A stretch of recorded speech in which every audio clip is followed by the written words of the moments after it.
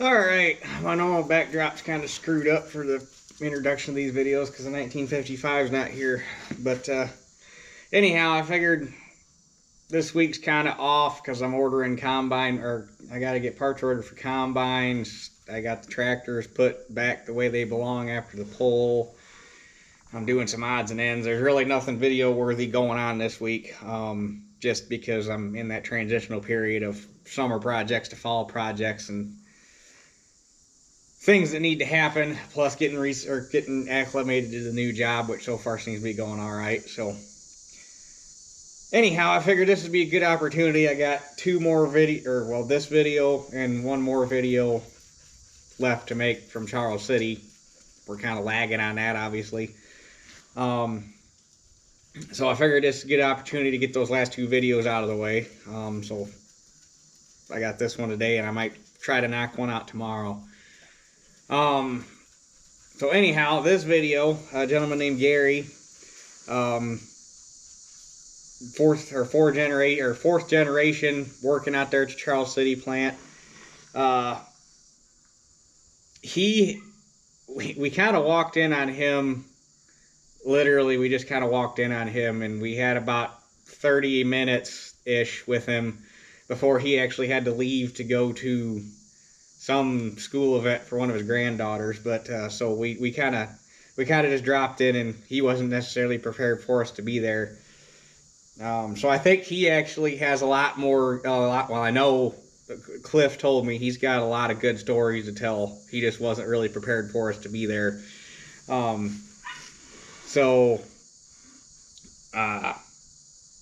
But we did get some good stuff out of him. He still farms with Oliver tractors, and he's got a lot around. I'd like to see. It'd be cool to see some of his collection at some point. But then Cliff said that if he didn't have to leave, he loves showing off his tractors, so he would have been more than happy to take us out and see him. But had some good stories about some of the tractors he's got. And one of his 1955 in particular, pretty neat tractor. And then just some odds and ends. He worked in several departments while he was there at the plant and kind of bounced around a fair bit. And there was one story that Cliff really wanted to tell and kept trying to lead him into it, and he just wouldn't take the bait. So we're going to try to get back with him on it, but it kind of revolves around maybe some not necessarily company sanctioned, but kind of halfway company sanctioned tractor pulling, and maybe there was some work. I don't want to, but there was. It revolves around a lot of tractor pulling and some stuff that went on at the plant. So hopefully we can get back and see him again, and he can tell some of those stories, because those would be really. Cliff kind of after we left. Cliff kind of told us something. They're gonna make some good stories if we can get him out of him. So, but anyhow, with that being said, here's Gary. With that deal, I and a couple of the neighbors were looking for Oliver tractors. Of course, we had a history of working up there and stuff too, and so we seen something advertised down there in Glidden, Iowa, which is West Ames. And so we all jumped in the car together and went down there, and this had been the early 80s, and we ended up buying two 1955s and a 1755 from the same dealer. So they brought a whole semi-load of them back to Charles City where they were made. So, and they're all three still running and still owned by the same people. So. And you don't hate them yet? Oh no, I've got a 1955 and a 1750 and a 1655 and a 77. And I got a 2155 white, and I've also got an Oliver Garden tractor. And you've had more. I've had more than that. I had 770 and an 880, but they don't get used enough, and with the grade of gas that we have nowadays, it was almost impossible to keep them running the carburetors were always gummed up with the poor gas, so I got rid of all the gas tractors except for the 77 Oliver and kept all the diesels. But my family kind of has a little distinction. We had 4 generations that worked at White Farm or Oliver. My great grandfather, when it was still Hart Parr, cleaned the offices for Charles Hart and Charles Parr.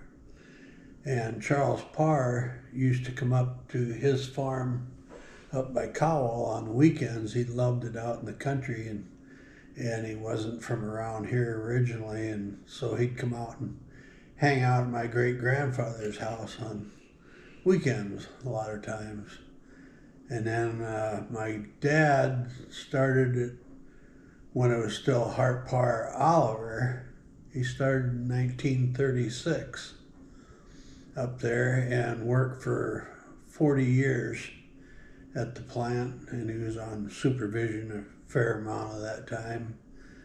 And then in between, my grandfather went to work there, and then in 1965 I went to work there, and about 8 years later my younger brother worked there for a year or two before he went to Colorado. So there's 4 generations and 5 different members of the family that have worked at Oliver, Hart Parr, White plant.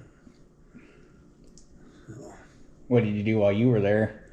Oh, I did a variety of jobs. I started out as a forklift operator, and down in the division where they made the big rear cast. Well, they didn't. I mean, they were made, but they machined them out for the bolts and stuff. Worked in that department and for a little over a year, and then I got drafted by Uncle Sam and had to go to the Army for 2 years. And then when I come back, I went back to driving a forklift for I don't remember just how long, for a while, and then I went on a turret lathe up in Division 7 and ran that for a few years, and then I went to assembly on the transmission line, and then from there I went to the back room where we made the hydropowers, assembled the hydropowers for them. And did that, and in between was laid off a few times, went back to work, laid off, finally was about done, and I didn't have enough rights to stay working after about 1982, I guess, something like that. So then I went off, and well, I was always farming all that time too, but went off and worked for an auctioneer for a couple of years, just jockeying machinery around and stuff, and finally ended up at County Road Department and spent 20 some years at County Road Department before I retired, but I'm still farming. Looks like the color of your tractors has changed a little bit though. Yeah. Called for higher horsepower, and so I ended up, bought that 4-wheel drive International. It was the big dog, and probably doing about 90% of the work with that, I suppose. But you were still all Oliver White. I still got all the Olivers and stuff for, just little odd stuff. Got dump wagon and stuff, and they run with stuff like that, mow a little hay and things such of that nature. But he's got a son that enjoys them, and then Cowell days, he likes to have an Oliver around to show show everybody on the PTO law what an Oliver can do. Yeah, that he took that unbeknownst to me and just went up and thought he'd play with the boys. And that 1955 was rated at 108 horsepower, and they quit cranking on the turbo or on the dyno at 216 horse, just double. What? Yeah, just double what it was supposed to be putting out. It was all right. They were, Farming at 140, but 216 was a little much. yeah. So there was a lot of eyes turned up there that day. I don't think I've ever heard of a 310 putting out those kind of numbers that was just a farm tractor. Yup. Local dealer was Harold Swartzrock, Mm-hmm. and he was really distressed because there was a lot of 310s that people were trying to use in the 140 horsepower range around Yeah. here, which gave him a lot of headaches because every customer he had wanted theirs to put out that much, and it wasn't a common trait that they really liked to run that much horsepower. For an engine that size, that 310 Waukesha had the smallest crank of any tractor with that size horsepower in the industry. So they were a little bit known once in a while to Window the block. yeah, and then I also did that once with that and busted the block. And that was where it really got tricky, is trying to find an engine block, a 310 engine block with the external oil coolers, because those were only on the 18s and the 19s. Well, needless to say, all these guys that had 1755s were looking for them blocks too. So I ended up in 105 states to find a block for that, and finally found it down by Des Moines. I can't think of the junkyard down there anymore, but so then I put it all back together and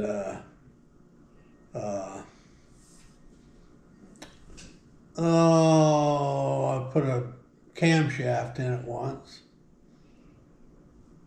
But other than that, it's been a whale of a tractor. But I redid that motor the last time, I think, and that was in the 80s, and then I also repainted the tractor, and it still got, well, you seen it that day, pretty decent paint on it. That was painted, I painted that 42 years ago. It's past pretty decent paint. It's pretty really decent paint. Gary made the comment he was building hydropowers, but he was also building the over-unders in the later years. Mm-hmm. I think you answered a lot of questions for a lot of people through the years on those Yeah. 3-speeds, because they were building them for the ag industry, but there was also the tractor puller contingents out there that wanted a lot more than the design was for the ag industry. And, it was interesting. There was they didn't like to talk about it, but they did want to know the advice for beefing them up. That there was Oliver hydropowers 2-speed units with well disguised in the middle of John Deere pullers. Mm-hmm. They liked the idea that they could have a shift on the go system that would hold up. Yeah, But they were. it was hard on them asking the questions to get the knowledge they needed to beef them up. They were a pretty solid outfit. I mean, Yeah. pretty hard to tear them up, really. They built well. And the original design was able to be increased in horsepower and torque through the years, and the original package was able to continue to take more and more. So your friend over there says that I probably need to ask you about some of the shenanigans you might have got into working down there at Charles City.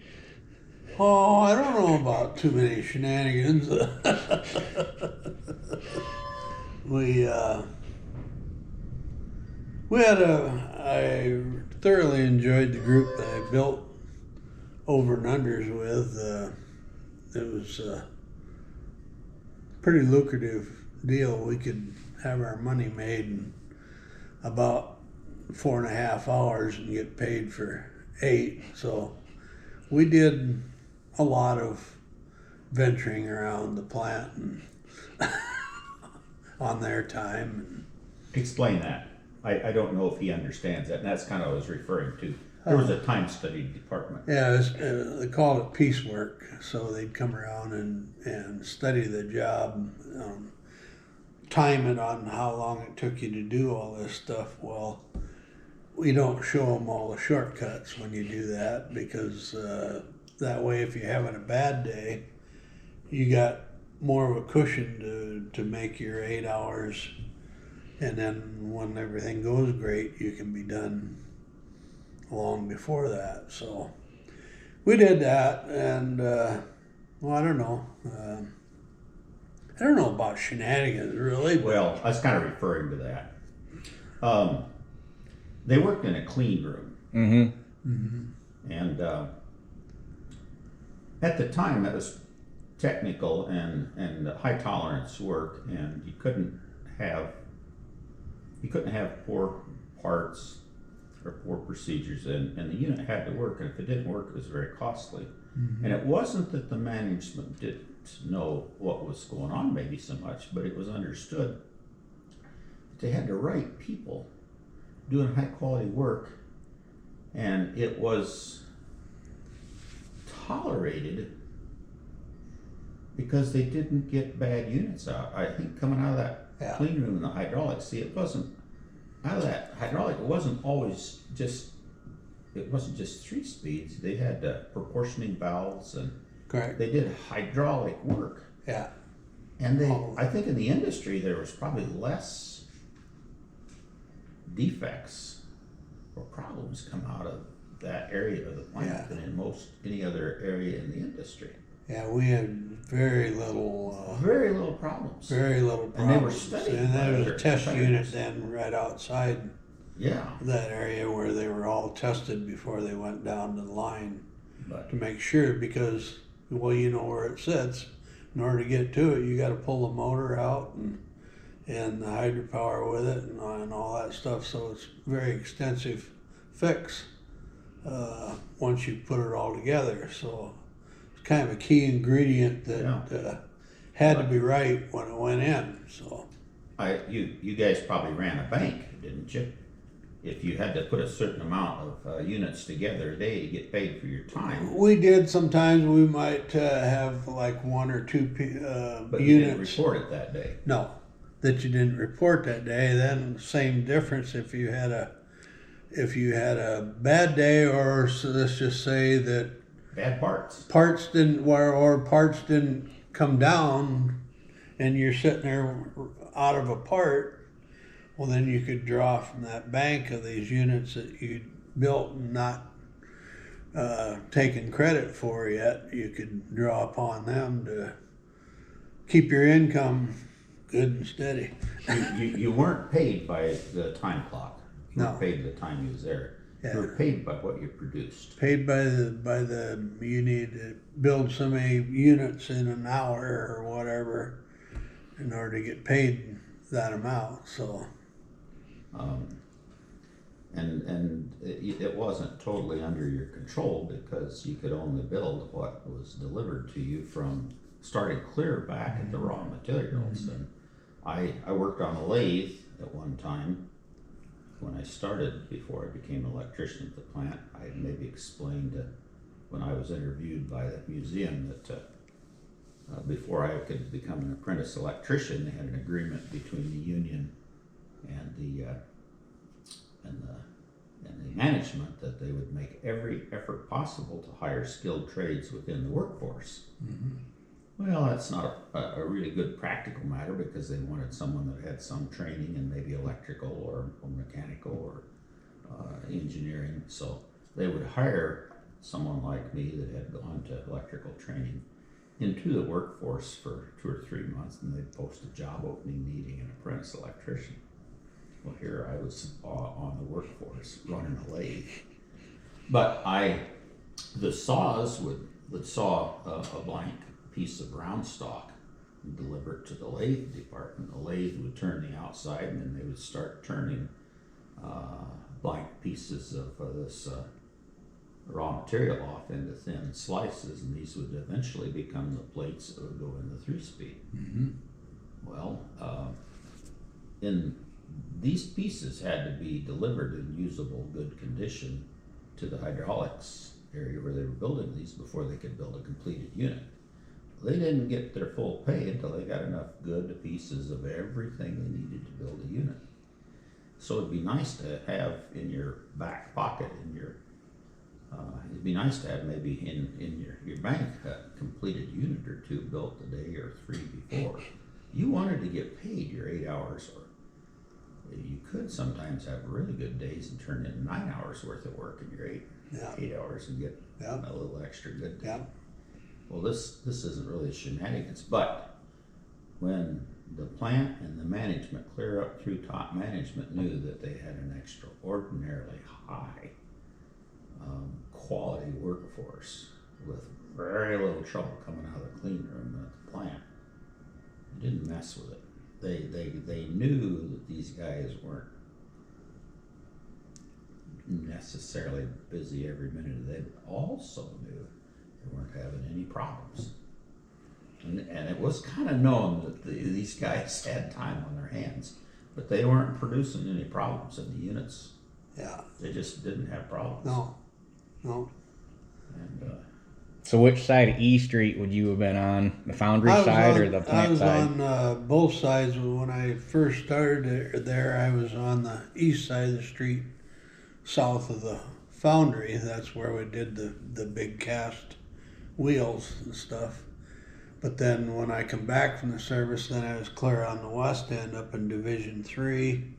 And I also ran forklift for what they called final checkout. After all this stuff was inspected up there in Division 3, then it was set out to be transported to the other end of the plant. And so I ran forklift, transporting all that stuff back and forth. And like that. And I also ran a forklift. That was almost a disaster one day. It was fairly new when I was running the forklift. Is up on the west side of the street. There's a division up there called heat treat. And of course, that's where all the big furnaces are, where you heat treat the parts and make them hard and stuff. And needless to say, that floor was very oily and greasy up there, and then with those furnaces all going, it was also very hot. So therefore, it was very slippery, and it was short in my endeavor into Oliver Corporation. I almost put a fork right through the furnace because I was going too fast, and the fork truck started sliding, and all I could see was a fork going right through the side of this furnace. So I learned very quickly to slow down a little bit in there. But back in that day, we had a lot of pretty dedicated workers that were pretty dedicated to their job all over that plant. It didn't, I think, much different than today. Everybody took a lot of pride in what they did around there, and so that meant hustling. it did, yeah. Yeah. So I don't know. Then I ran a big turret lathe. I don't know if you know what those are. If I saw a picture of one, I could probably, but I've never seen one. You had a head over here that had multiple tools. So you did 6, 8 different operations on the same piece, on the same machine. You just rotate that turret and bring that tool in, and maybe do an ID on here, and then another tool and do an OD on there, and then you might come in from this way and put some grooves in it, and all had to be according to blueprint.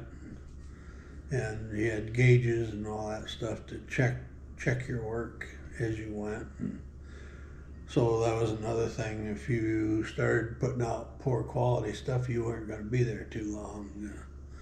If you had too much stuff rejected. You had an opportunity, you'd get help and instruction, and someone would genuinely be over your shoulder. Mm-hmm. But if you weren't willing to learn or couldn't learn, or you wouldn't be there too long. Right. But they didn't just throw you out somewhere. Right. Yeah. And no work, tractor pulling season or breakdowns, no work was ever done for any farmer outside the plant, was there? No.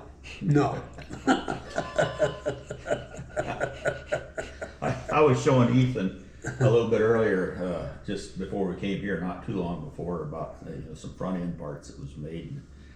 Did you ever get involved in doing anything special for anybody? Yeah. You can admit to it now, anyway. Yeah. That was another thing. Depending on you had to know.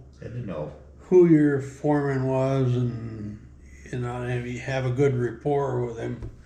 And there's several times where you had your money made or whatever, had your quota for the day, and somebody might have wanted you to do a little something special on that machine, and so there's a few parts thrown in here and there. Never a 3-speed or 2-speed got tested to make sure it was going to hold up for the tractor pull at the county fair. Because it wasn't stock engine ahead of it. And also had pretty good rapport with a lot of the foremans. There was some stuff that kind of became obsolete that went out the back of the plant, and overnight Santa Claus came, dropped off a few things. But they was going to the junkyard. It wasn't like you were stealing. I mean, it was, well, you were actually, they'd take it back eventually, probably, and melt it down and making it back into something else, maybe. But Ethan was here before Ivan Anderson's auction. A lot of his stuff got auctioned, and the Anderson sons brought a massive amount of his stuff in, and he had shoeboxes full of slips. He was in management, Ivan was, but he still got permission for the massive amounts of stuff that he had gotten out over on top of him. You could get permission. I brought stuff home for my father-in-law, Roger Yeager, and I got permission slips. So we got some 11L. He got a pair of 11L15 wheels and tires that bolted right on his John Deere tractor. I mean, and they with were that white, but we fixed it with yellow. With that same token, these parts that showed up were actually through permission slips, but it was through the foreman. So right. Yeah. But it was generally at a higher level than the person like you and I. Right. We whatever level it was. Ivan Anderson was in the foreman himself, but he even had higher. Yeah. All you needed was the right signature on. Yeah. Yeah. And they wanted, you had to be in their favor more or less. If you were a dink, you weren't going to get very far. But if you're a good producer and friends, I guess, with them or whatever, why, you could get some extra in my benefits. Case, somehow I was lucky, but for a while Ted Trainer was racing snowmobiles. Remember that? Yeah. Well, Ted and I didn't always get along, but when he was having trouble with his snowmobile and I was able to take care of whatever his problems were, and then we got along. There's ways of doing stuff. There's a guy up there in the sheet metal department, and they bent steel rods like for the U-bolts for the wheels and all this sort of stuff. And I can't think of his name right now. He used to live just down east. But he ran a bender and bent this stuff all day, and he would actually come in a white shirt. And when he left that day, he'd be just as clean as when he went in. Yes, I know who you mean. and I can't Me say too. his name right now. But when he'd take a day off or something, and somebody else would have to go in and fill that job, they would bust their hiney trying to make the rate, and they'd be, I mean, just filthy black because that iron, Got that preservative oil on it. yeah, Yeah. comes off, and they wouldn't be able to make the rate for the day, and be totally exhausted. And he made it look like a cakewalk. So I Yep. said there's a lot of skilled people that made stuff look easy, but it wasn't near as easy as what they made it look. Russell Ball. Do you remember Russell Ball? Yep.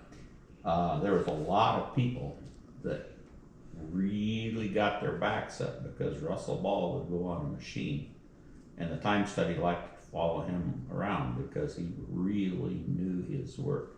And Russell would run machines, and you just hated to have him get on your machine because he'd break your rate. Yeah. He'd Yeah. break your rate. You'd be running so many pieces, and you'd run it, and you'd run it, and it was dangerous. It was dangerous to get sick on your machine if you had it kind of figured out. Russell Ball would get on it, and he'd turn in another half a dozen pieces. Or Right. Yep.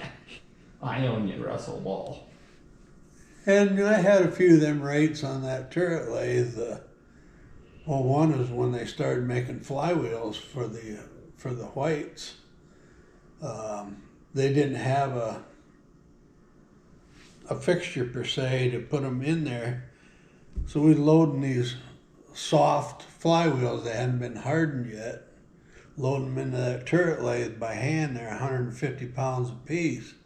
And you're reaching out like this trying to get it In the shop. into the lathe. There's no way. I never did make rate. I mean, I never made 8 hours a day. I couldn't do it. But that's what time study had Claimed you had to do. claimed that you had to do. And so when you seen that come up, you'd like to take a day of vacation.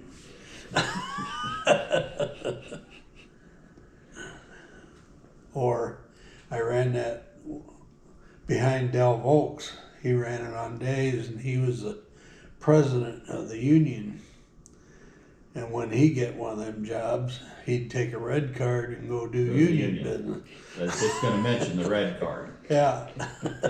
What's a red card? Well, if you was a union steward, you had union business or something. So they had to pay him an hourly wage to go supposedly do Official union business? official union business. And a red card was the hourly rate, which was better than, like Gary was saying, is if you couldn't make hourly rate Right. and you was going to get paid 7 hours instead of 8. 8 hours was better than 7. Yeah. Trying to load this 150-pound flywheel and breaking your neck and getting paid 7 hours.